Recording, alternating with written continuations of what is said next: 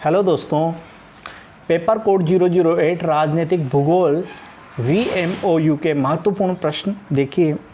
संघात्मक राज्य की प्रमुख विशेषताएं क्या क्या है? तो आंसर है संघात्मक राज्य में केंद्र में शासन व्यवस्था के साथ साथ राज्य में भी शासन व्यवस्था होती है। नेक्स्ट प्रश्न है संघीय क्षेत्र से क्या तात्पर्य है?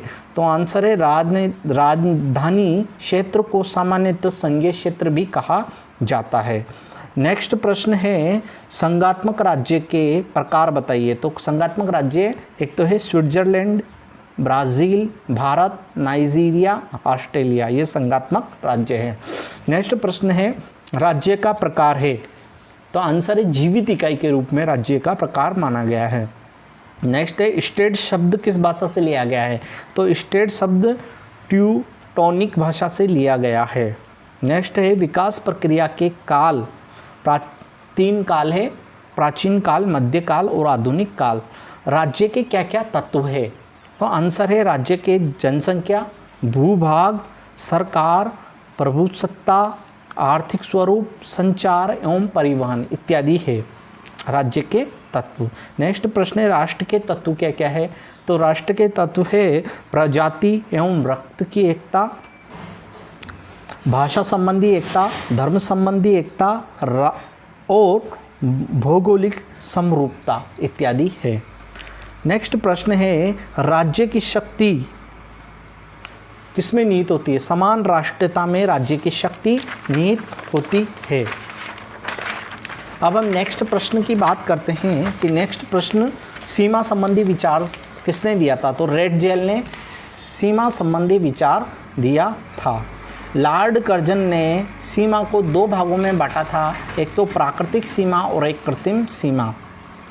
सीमा और सीमांत में क्या अंतर है? तो हम देखते हैं सीमांत क्षेत्र होता है, सीमा एक रेखा होती है। सीमांत प्राकृतिक होते हैं और सीमा कृत्रिम होती है। सीमांत बाह्य प्रवर्त होते हैं जबकि सीमा अंतरोन्मुखी होती है। नेक्स्ट प्रश्न है सीमा विकास की कितनी अवस्थाएं हैं? तो आंसर है सीमा विकास की 3 अवस्थाएं हैं, निर्णय, निर्धारण एवं अंकन की। नेक्स्ट प्रश्न है सीमा निर्धारण की अंतिम अवस्था क्या है? तो अंकन ऑब्वियसली। झील सीमा का उदाहरण है। तो आंसर है संयुक्त राज्य अमेरिका एवं कनाडा के मध्य सीमा का एक भाग झीलों से है। ठीक है। नेक्स्ट प्रश्न हम देखते हैं यहाँ पर कि संयुक्त राष्ट्र संघ की स्थापना कब हुई थी? तो आंसर है संयुक्त राष्ट्र संघ की स्थापना 24 अक्टूबर सन 1945 को हुई थी।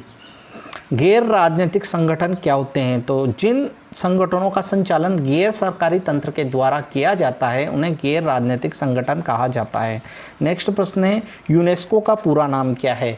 तो यूनेस्को का पूरा नाम है संयुक्त राष्ट्र शैक्षिक, वैज्ञानिक एवं सांस्कृतिक संगठन। वापस से संयुक्त राष्ट्र शैक्षिक, वैज्ञानिक एवं सांस्कृतिक संगठन। यूनिसेफ का पूरा नाम क्या है? तो आंसर है संयुक्त राष्ट्र बाल विकास कोष। नेक्स्ट प्रश्न है कि वीटो पावर क्या है? तो आंसर है सुरक्षा परिषद के सदस्य देशों की सबसे बड़ी शक्ति वीटो पावर है।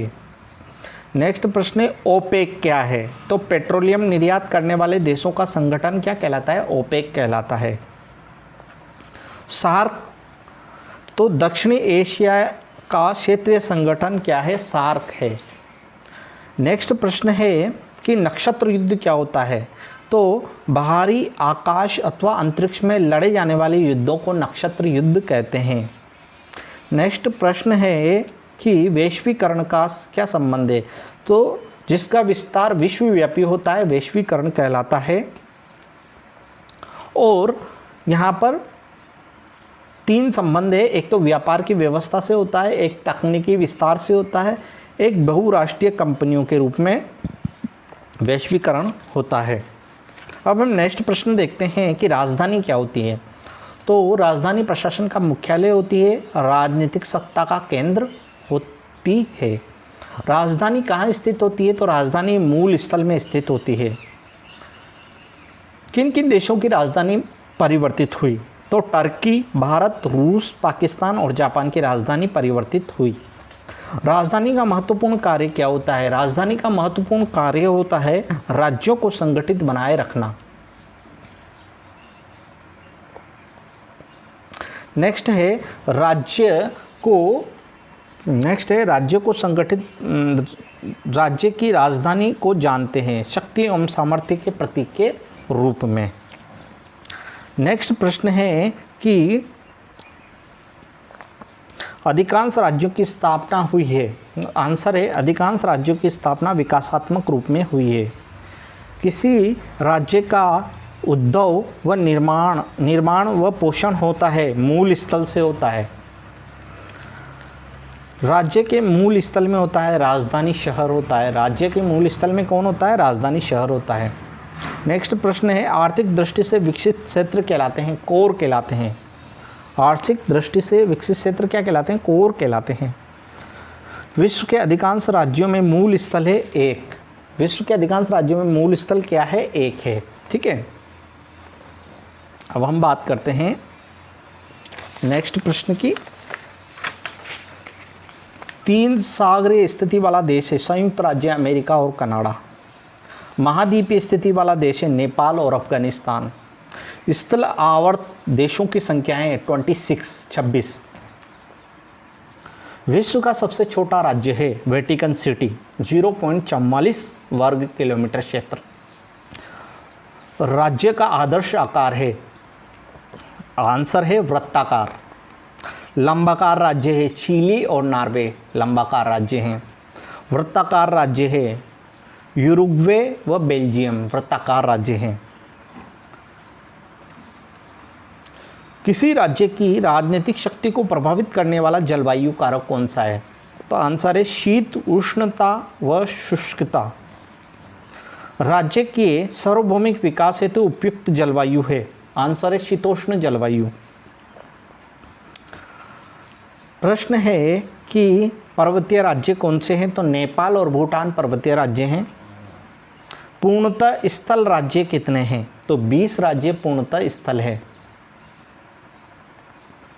पूर्णतः जलीय सीमा वाले देश कौन से हैं? तो जापान और न्यूजीलैंड। नेक्स्ट प्रश्न हम देखते हैं कि एशिया महाद्वीप में विश्व की जनसंख्या का प्रतिशत कितना है? तो आंसर है एशिया महाद्वीप में विश्व की जनसंख्या का प्रतिशत 60.6% है। नेक्स्ट है उत्तरी अमेरिका में विश्व की जनसंख्या का कितना प्रतिशत है? तो उत्तरी अमेरिका में विश्व की जनसंख्या का 8.5% है।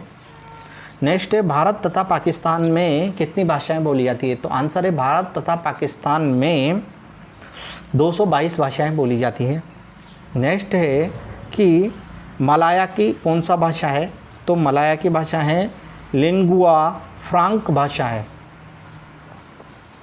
संपूर्ण अमेरिका में कौन कौन सी भाषाएं बोली जाती है? तो आंसर है संपूर्ण अमेरिका में 3 भाषाएं बोली जाती है, अंग्रेजी, स्पेनिश और पुर्तगीज़। ऑस्ट्रेलिया की राजकीय भाषा इंग्लिश है। दक्षिणी अफ्रीका की भाषा है बोर भाषा।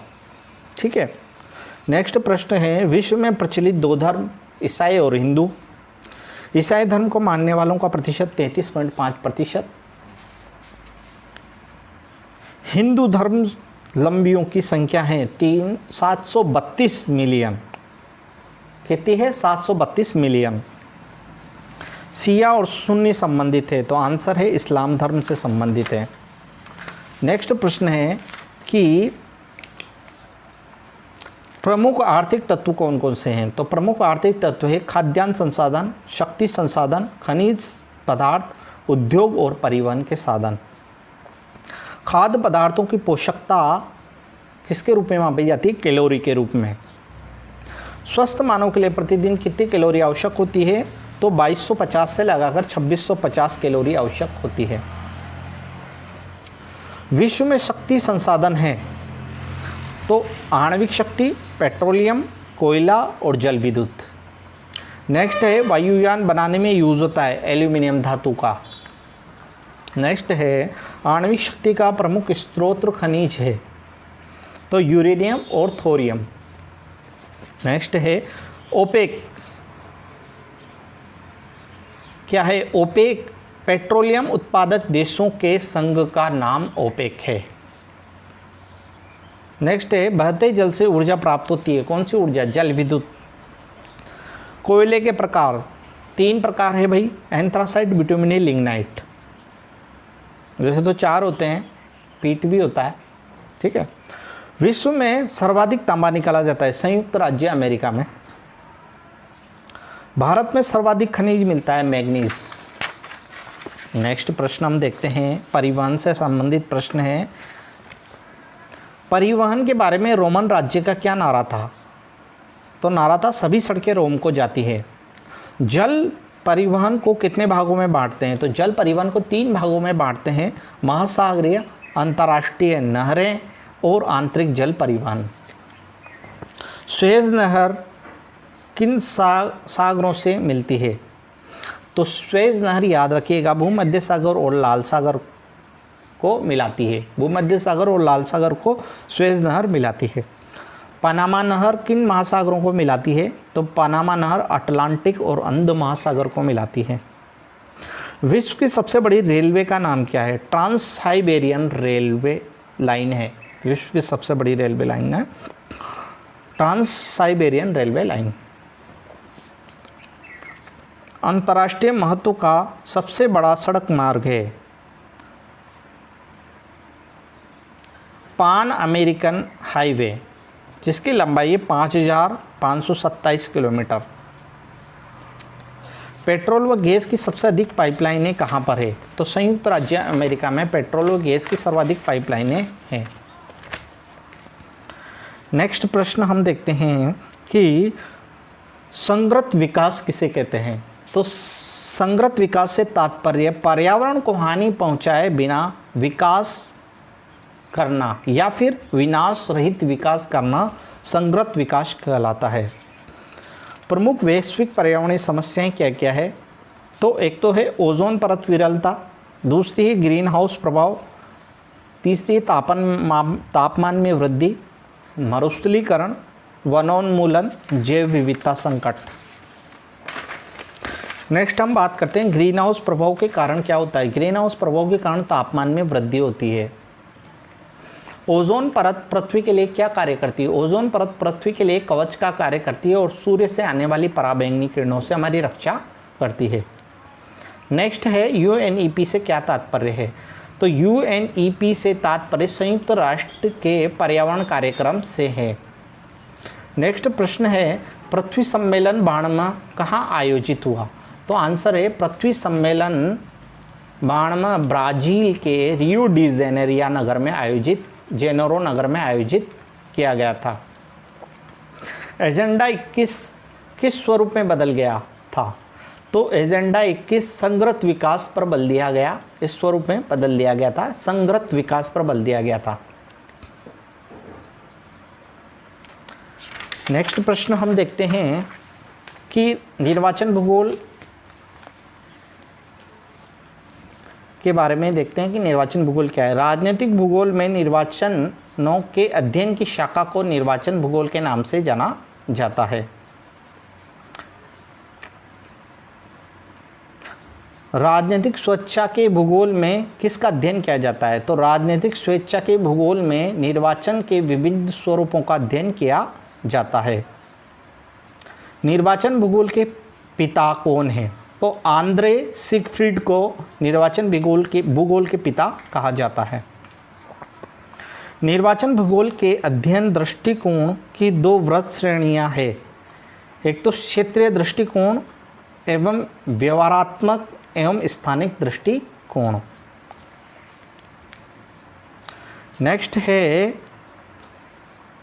क्षेत्रीय उपागम के कौन कौन से 2 पक्ष हैं? तो क्षेत्रीय उपागम के 2 पक्ष है। एक तो क्षेत्रीय संरचनात्मक उपागम, दूसरा है कि क्षेत्रीय पारिस्थितिकीय उपागम।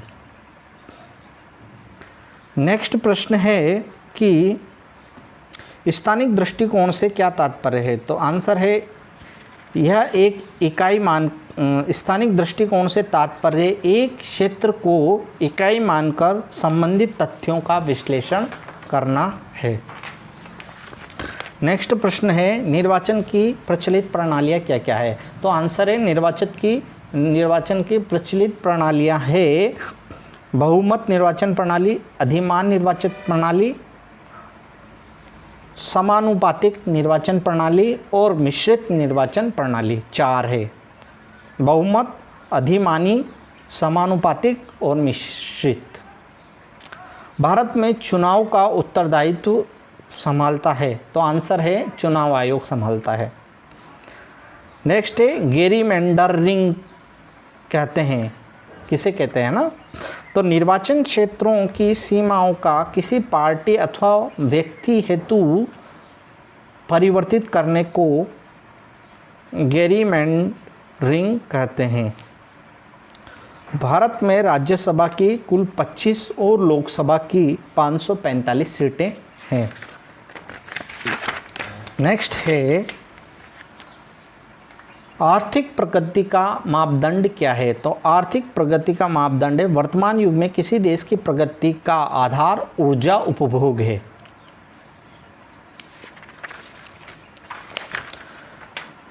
नेक्स्ट है कि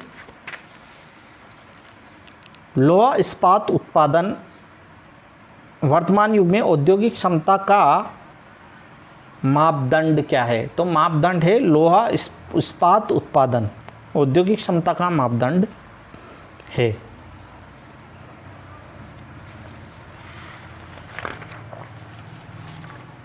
नेक्स्ट है NATO नाटो की स्थापना का उद्देश्य क्या था। तो आंसर है द्वितीय विश्व युद्ध के बाद पश्चिमी यूरोप पर सोवियत आक्रमण से रक्षा करना नाटो का उद्देश्य था।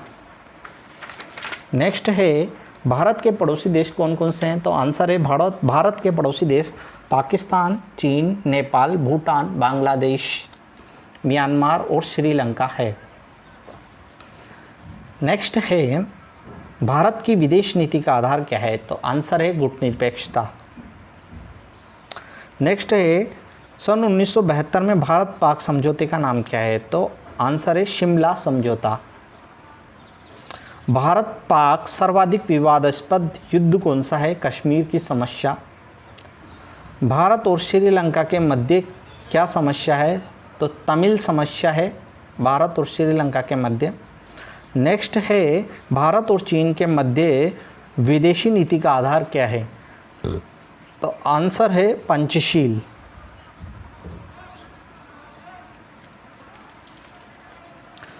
नेक्स्ट है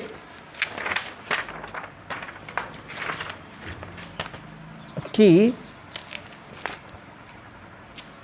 वैश्वीकरण का संबंध किससे है। तो वैश्वीकरण का अर्थ है विस्तार, विश्वव्यापी होना, और वैश्वीकरण में व्यापार व्यवस्था, तकनीक विस्तार और बहुराष्ट्रीय कंपनियों इत्यादि आती है। तो आपको नॉलेज मिला हो तो थैंक यू दोस्तों, इसे सब्सक्राइब करें। Thank you very much.